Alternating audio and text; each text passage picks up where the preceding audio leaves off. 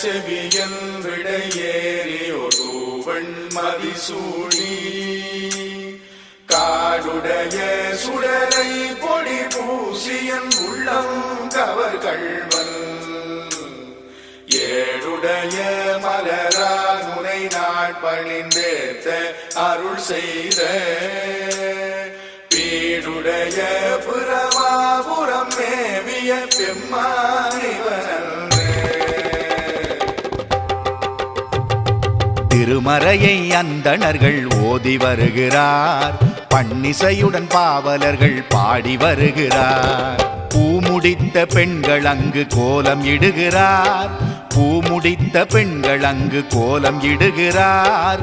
கோலாகலமாக சிவன் தேரில் வருகிறார், பவனி வருகிறார்.